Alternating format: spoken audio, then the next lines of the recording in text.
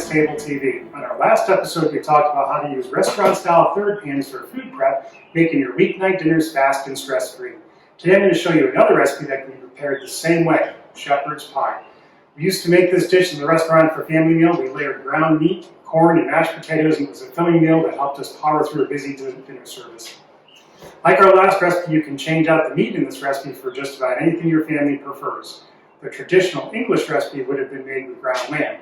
Today I'll show you the recipe that we use at home using gray meat and some dried blended mushrooms. Alright, let's get started.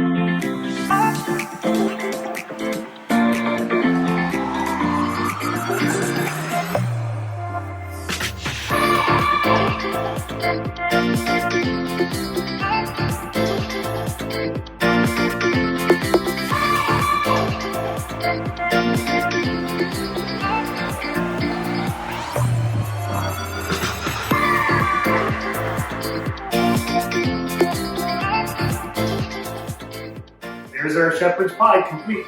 Remember, you can make this ahead of time. Just pop a lid on it, stick it in the oven when you're ready. Or for me, covers up my leftovers and I can eat it all week. Thanks for joining us on Harvest Table TV. We'll see you next time.